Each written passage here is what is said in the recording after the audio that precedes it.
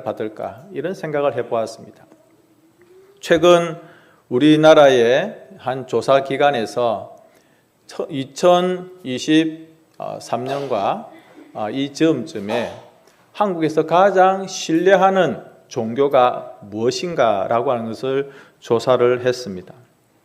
보니까 1등으로 신뢰하는 것이 천주교 로마 캐톨릭이었습니다. 그리고 다행이라고 해야 될까요?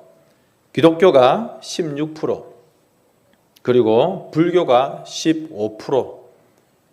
불교나 기독교나 우리나라 사람들에게 별로 그렇게 크게 신뢰를 주지 못하고 전반적으로 코로나를 지나오면서 우리나라 사람들이 대부분 종교에 대해서 좋지 못한 그런 생각들을 가지고 있습니다.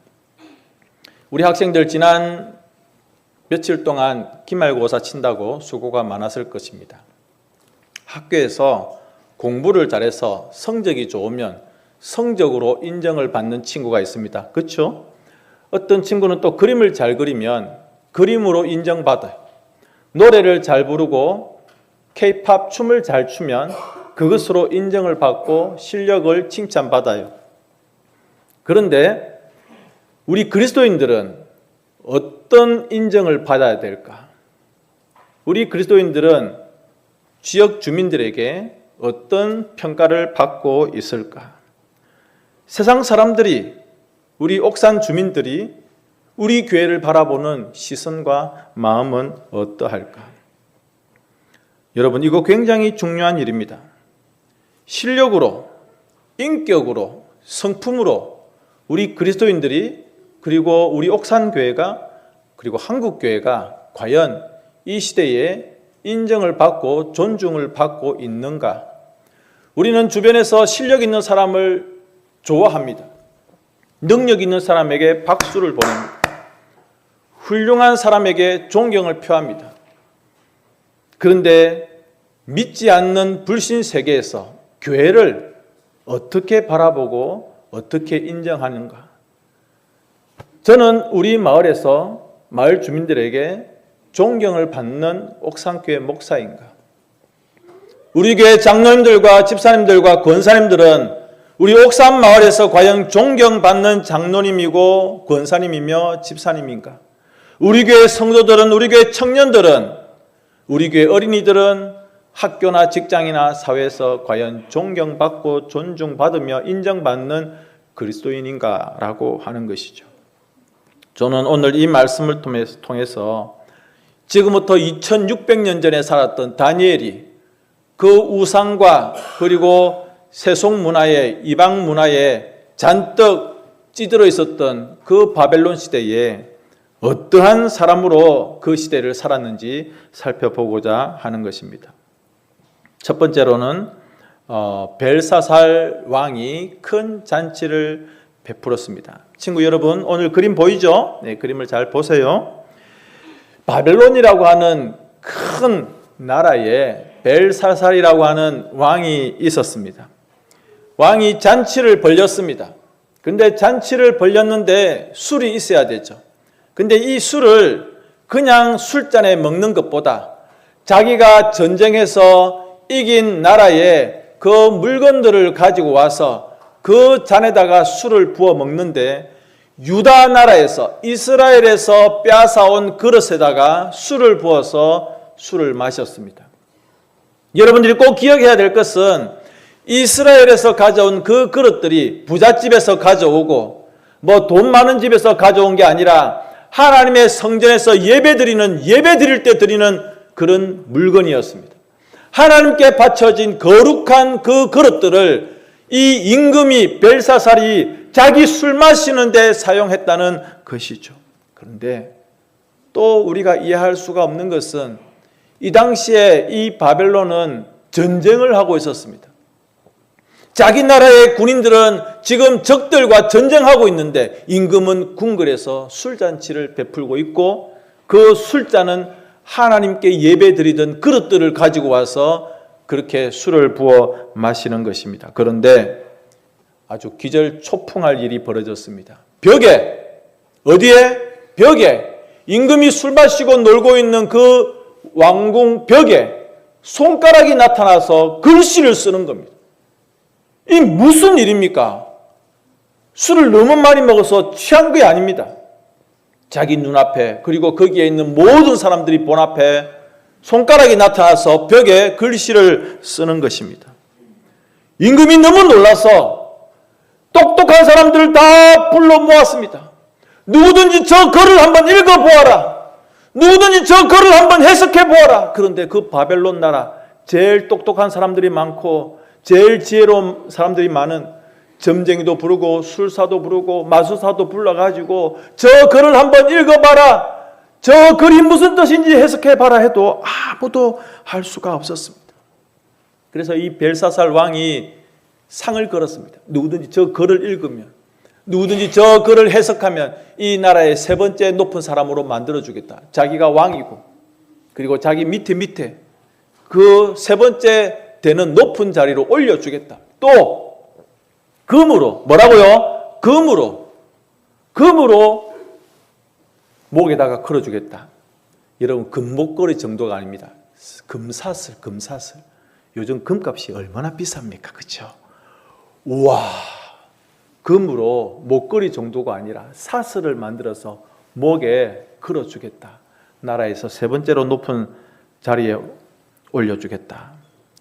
그런데 아무도 이 글을 읽을 수 있는 사람이 없고 아무도 이 글을 해석할 수 있는 사람이 없었다는 겁니다. 그러니까 이 벨사살 왕이 두렵고 무서운 거예요. 그렇게 술 마시고 즐거워하던 왕의 얼굴빛이 변했다. 어려운 말로 사색이 되었다. 그렇게 할 수 있죠. 주변에 같이 임금과 함께 술 마시던 귀족들도 다 놀랐다라고 구절은 말씀하고 있습니다. 자, 두 번째로는 이렇게 갑작스럽게 술잔치하던 그런 상황이 변하게 되었을 때 왕비가 나타났습니다. 근데 이 왕비는요, 벨사살 왕의 아내가 아닙니다. 아마 앞에 그 선대 왕의 왕비가 아니었을까 그렇게 생각이 되어집니다. 그러니까 그 왕실에서는 어른이죠. 이 왕비가 벨사살 왕에게 이야기하는 겁니다. 왕이여, 우리나라에 다니엘이라고 하는 사람이 있습니다. 그 사람이 정말 지혜로운 사람입니다. 라고 이 다니엘을 벨사살 왕에게 추천하는 겁니다. 11절과 12절을 보시면 이 왕비는 얼마나 이 다니엘을 신뢰하고 있는지, 그러니까 뭡니까? 그냥 단지 머리가 똑똑하다, 머리가 명석하다가 아닙니다. 다니엘은 인격과 성품과 지혜와 그 모든 것으로 왕비에게 신뢰를 받고 존중을 받았다는 것입니다. 왕비의 입장에서 보면 그 유다 나라에서 포로로 끌려와서 그 벼슬 조금 하고 있는 그 다니엘이 뭐 대단한 사람이겠습니까? 그런데 그 왕비의 눈에는 자기 선대 왕부터 이 바벨론 나라를 섬기고 있는 그 다니엘이, 다른 나라에서 끌려왔던 그 다니엘이 존중할 만한 그런 인물로 보였다라고 하는 것입니다. 그래서 뭐라고 이야기합니까? 이 나라에서 다니엘보다 지혜로운 사람이 없다라고 왕비가 직접 이 벨사살 왕에게 다니엘을 추천하고 있는 것입니다. 이 자리에 계시는 우리 성도님 여러분, 여러분들은 우리 마을에서 존중받고 계십니까? 심지어 여러분, 이 벨사살 왕은 다니엘이 누군지 별로 관심도 없었고 몰랐던 것 같습니다. 똑똑한 사람들 다 불러 모아라 할 때 다니엘을 생각하지 못했던 것이죠.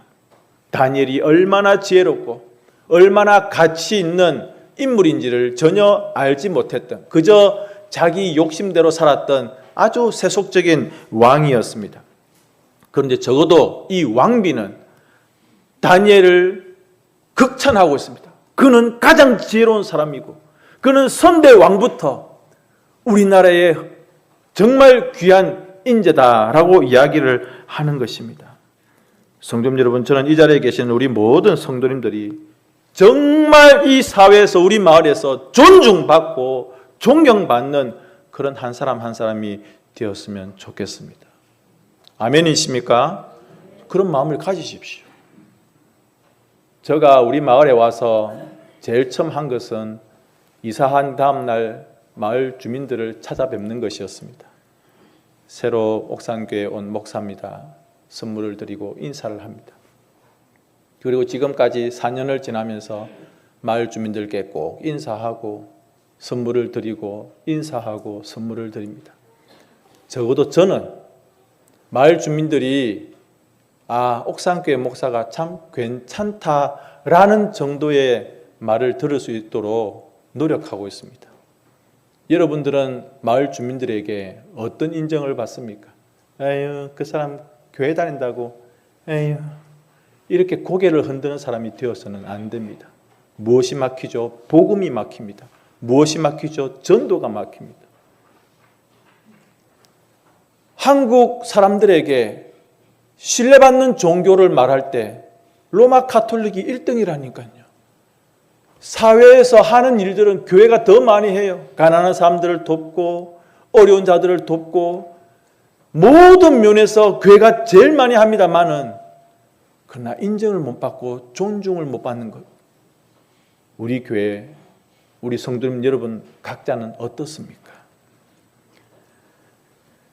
우리가 사람들을 함부로 대하고 마을 주민들에게 함부로 말을 하고 우리 이웃들에게 함부로 행동하면 그들이 우리 교회를 그리고 우리가 믿고 있는 하나님을 존중하고 경외하겠습니까? 교회 다니는 것들, 저 예수쟁이들 하면서 그들이 하나님을 욕하고 교회를 욕하고 그래서 결국은 복음이 막히는 것입니다. 여러분들이 말과 행동으로 존중받는 사람이 될 수 있도록 그렇게 노력하셔야 돼요. 제발 말 좀 조심하십시오. 제발 행동 조심하십시오. 우리가 한 해 두 해 살 사람도 아니지 않습니까? 이웃과 살면서 늘 만나는 사람이지만 사랑으로 대하시고 말 따뜻하게 하시고 격려해 주시고 위로해 주시고 또 우리가 미안하다고 우리가 잘못했다고 우리가 부족하다고 내가 실수했다고 그렇게 좀 인정하시고 그들 앞에서 고개를 좀 숙이십시오. 내가 좀 손해보는 것 같고 내가 저 사람한테 꿀릴 것도 없는데 왜 머리를 조아려야 되냐 할 때 여러분 그러나 우리의 그런 겸손하고 낮아지는 모습을 통해서 주님의 이름이 높아지고 또 교회의 신뢰성이 올라가는 것 아니겠습니까? 세 번째로는 그 이야기를 듣고 벨사살이 제안을 합니다. 저 벽에 손이 나타나서 글을 적었다. 그 다니엘인가 무엇인가 하는 그 사람이 와서 저 글을 읽으면 저 글을 해석해 주면 내가 이 나라의 세 번째 높은 사람으로 내가 그 사람을 세워주겠다라고 또다시 제안을 합니다. 네 번째, 다니엘이 왔습니다. 그런데 다니엘은 자기 목에 걸릴 수 있는 금사슬에 관심이 없었습니다. 내가 이 나라의 세 번째 높은 사람이 된다. 거기에 관심이 없었습니다. 하나님이 주시는 지혜와 총명으로 완전히 무장되어 있었던 이 다니엘은 관심이 금사슬이나 높은 벼슬자리가 아니라 오직 따라서 하겠습니다. 하나님의 뜻. 하나님의 뜻이 무엇인지 저 글자에 그리고 저 글자의 의미에 숨어져 있는 그리고 벨사살과 이 자리에 있는 모든 귀족들에게 하나님께서 가지고 계신 하나님의 뜻이 무엇인지 거기에 관심이 있었다는 것입니다. 상이 탐나고 명예가 탐나고 높은 자리가 탐나는 것이 아니었습니다. 하나님께 지혜를 구하면서 하나님 제가 저 글자를 읽고 저 글자의 뜻을 해석해서 하나님의 뜻이 무엇인지를 보여주게 해 주십시오라고 하는 자세를 가졌다는 것입니다. 여러분 이러한 다니엘의 모습을 보면서 그가 어떻게 그 바벨론 땅에서 존중받는 하나님의 사람이 될 수 있었는가라고 하는 것을 알 수 있습니다. 그는 적어도 그 이방 세계에서 하나님의 사람이라고 하는 정체성을 잃지 않고 살았습니다. 하나님의 사람으로서 그냥 적당히 그 바벨론 나라의 높은 사람들에게 뇌물을 주면서 거짓말을 하면서 아부를 하면서 이번에 좀 한 자리 좀 봐주십시오. 아유, 제가 출신이 그래서 그렇지 저 좀 열심히 하겠습니다. 이런 짓거리를 하지 않았다는 겁니다. 제가 다시 한번 강력하게 말씀을 드립니다. 여러분 최근에 뉴스를 보셨던 것, 제가 지금 정치적인 발언을 하는 게 아닙니다. 한국 국가조찬기도회에서 회장을 맡고 있는 장로님이 뇌물을 갖다 바치면서 우리 사이 잘 봐달라고 어떻게 이런 짓을 할 수 있습니까? 군사라고 하는 사람이 금거북인지 뚜껑인지 그것을 바치면서 자기를 한 자리 봐주라고, 그리고 절에 가서 손을 모으고 합장을 하고 있습니다. 인사하는 게 아니고요, 부처 앞에 손을 모으더라고요. 제가 잘못 봤습니까? 왜 우리 그리스도인들이 그런 짓을 해야 됩니까? 왜 하나님의 사람들이 그렇게 비굴하게 살아야 돼요? 볼 때마다 얼마나 속이 상하는지.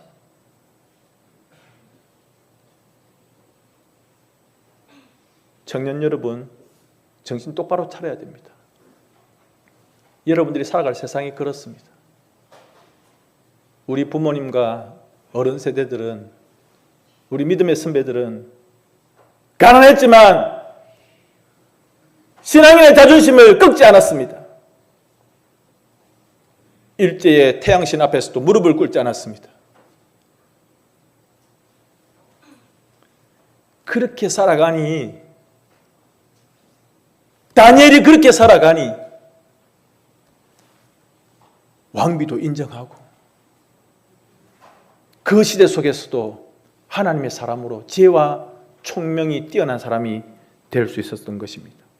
그가 금사슬을 욕심내고 벼슬자리를 탐냈으면 그는 그 시대에 하나님의 사람으로 성경에 기록되지 못했을 것입니다. 그런데 여러분, 이제 제일 중요한 장면입니다. 우리 어린 친구들 좀 놀랬죠? 아유, 목사님이 오늘 굉장히 썩났는가 보다. 성탄절이고 메리 크리스마스인데 이건 뭐지? 다음부터 교회 안 가야 되겠다. 그게 아니고, 여러분, 이 다니엘이 임금님을 책망하고 있습니다.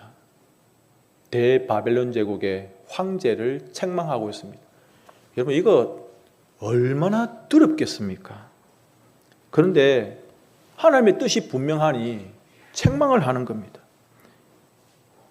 그런데 그 앞에 18절과 21절까지의 말씀을 보면 다니엘이 이 벨사살 왕의 앞에 왕이었던 우리가 잘 아는 느부갓네살 왕의 이야기를 먼저 들려줍니다. 왕이여, 느부갓네살 왕을 아시죠? 여러분, 느부갓네살 왕은 바벨론에서 최고입니다. 제일 강력했던 왕입니다. 느부갓네살 왕이 자기 나라를 세워놓고 보니까 자기가 너무 잘나 보이거든요. 자기가 정말 위대해 보이거든요. 그래서 교만해졌습니다. 내가 최고야, 내가 제일 잘 나가, 이렇게 했어. 우리 어린이들이 안 웃는 거 보니까 이 노래도 옛날 노래인 것 같습니다. 그래서 하나님께서 이 느부갓네살에게, 야, 너 똑똑한 게 뭐가 있냐? 너 잘난 게 뭐가 있냐? 너 너무 교만하다. 하나님이 벌을 내렸습니다. 성경에 보니까 그가 짐승처럼 왕의 자리에서 쫓겨나가지고 짐승처럼 소처럼 풀을 뜯어먹고 살았어요. 얘들아, 임금님이 왕이 궁에서 쫓겨나가지고 소처럼 풀을 뜯어먹었어. 그의 머리에 총명이 다 없어지고 완전히 짐승처럼 되어서 살았습니다. 뭐 했을 때? 교만했을 때. 그 이야기를 하면서 이 다니엘이 이야기하죠. 당신도, 벨사살 당신도 교만하여졌다. 어떻게 하나님의 전에서, 물론 그 이야기는 아니지만은 그 잔을 가지고 와서 그것으로 술을 부어 먹고 마시는 이 전쟁통에 잔치를 벌이는 그런 교만한 마음에 대해서 꾸짖었습니다. 그 글씨를 해석하죠. 5번째입니다. 메네 데겔 우바르신. 이 말을 해석하면 이제 당신의 시대는 끝났다. 하나님께서 당신을 저울에 달아보니 저울에 한참 모자란다. 그리고 이 나라는 쪼개져서 다른 나라로 넘어갈 것이다. 이렇게 해석을 하였습니다. 실제로 여러분, 지금으로부터 주전 539년 10월 13일 밤에 하룻밤에 이 벨사살 왕이 다니엘로부터 이야기를 들었던 그 밤에 이 바벨론 나라가 멸망했습니다. 성경에만 기록된 전설의 고향 같은 이야기가 아니라 진짜 역사에 그렇게 기록되어 있습니다. 사실 이 바벨론은요, 앞으로 강물이 있어가지고 절대 점령이 안 되는 성이었어요. 강물이 있는데 누가 들어오겠습니까? 그런데 메데 바사 나라에서 이 강물이 시작되는 저 끄트머리 쪽에 강물을 막아버렸어요. 그러니까 강물이 흘러다가 강물이 끊어지니까 그 강물이 다 없어지고 말라서 길이 생긴 거예요. 그래서 메데 바사 연합군이 이 바벨론 제국에 쳐들어와서 나라를 멸망시켰습니다. 나중에 이 나라가 우리가 잘 알고 있는 페르시아 나라가 되었죠.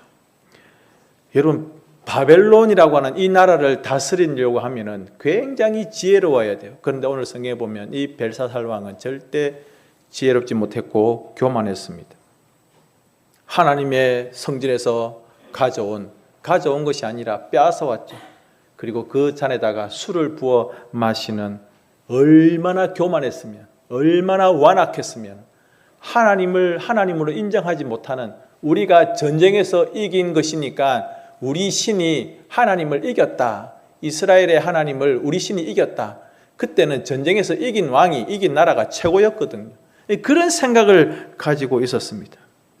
그래서 바벨론은 그날 멸망하고 말았습니다. 말씀을 정리합니다. 자, 여러분 이제 뭐가 궁금하십니까? 다니엘이 상을 받았나? 금사슬을 목에 걸었나? 야, 그 금이 몇 돈일까? 이런 게 혹시 궁금하십니까? 여러분, 다니엘이 그 왕의 잘못을 지적한 것, 당신은 교만합니다. 당신이 잘못되었습니다. 하나님께서는 당신을 멸하고 당신의 나라를 멸하기로 결심하셨습니다. 라고 하는 이 사실을 얼버무리거나 그냥 조용히 그냥 말을 흐리거나 하지 않고 분명하고 단호하게 용기 있게 했습니다. 여러분, 이런 용기와 담대함과 확신이, 하나님의 뜻에 대한 분명한 의지가 그로 하여금 바벨론 나라에서 존중받는, 여러분 나중에 다니엘은요, 임금이 바뀌고 왕조가 바뀌고 그렇게 세월이 흘러도 여전히 존중받는, 우리 중에 혹시 그런 생각 가지고 있습니까? 나라가 바뀌고 세월이 바뀌고 바뀌어도 그냥 살살살살살살살살 손 비비면서 적당히 아부하고 그렇게 타협하면서 그냥 짧고 길게 쭉 살면 되지, 그런 생각을 가져서는 안 됩니다. 그는 존중받았습니다. 그러니 그 이방 나라에서 우상이 가득한 그 땅에서도 존중받는 하나님의 사람이 되었다는 것입니다. 우리 어린이 여러분, 학교에서 여러분들이 인기가 좋았으면 좋겠어요.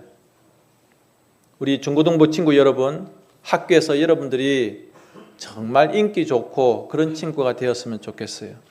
그런데 그것보다 더 중요한 것은 여러분들이 공부 잘하고 그림 잘 그리고 과학 작품 잘 쓰고 피아노 잘 치고 춤 잘 추는 것보다도 여러분들이 친구들에게 야, 저 친구 너무 좋아, 저 친구 너무너무 좋아, 마음이 착해, 이런 것으로 인정받고, 이 자리에 계시는 우리 성도님 여러분, 여러분들이 없을 때 마을 회관에서 여러분들을 어떻게 이야기하는지,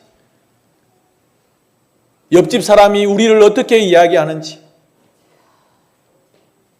시장에 갔을 때 안강읍 시장 우리가 이렇게 물건 사고 지나갔을 때 그 앉아있는 자판의 할머니들이 있잖아, 옥상 계단에 저 이렇게 우리가 손가락질을 받고 욕을 들으면 안 되겠다는 겁니다.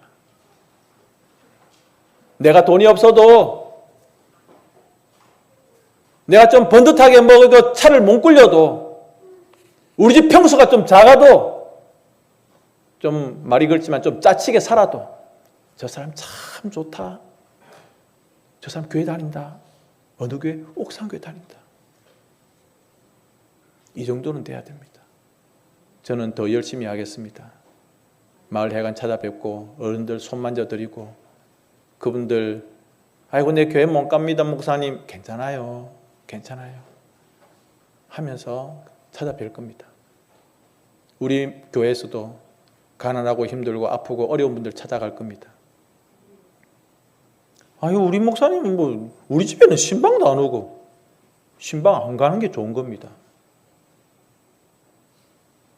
여러분 집에 신방 안 가는 게 좋은 거예요. 간다는 것은 아프고 힘들고 어렵고 외롭고 그렇다는 거예요. 존중받읍시다. 존경받읍시다. 인정받읍시다. 그러기 위해서 뭐 조심? 말 조심, 행동 조심. 그렇게 가십시다. 제가 한번 기도하겠습니다. 하나님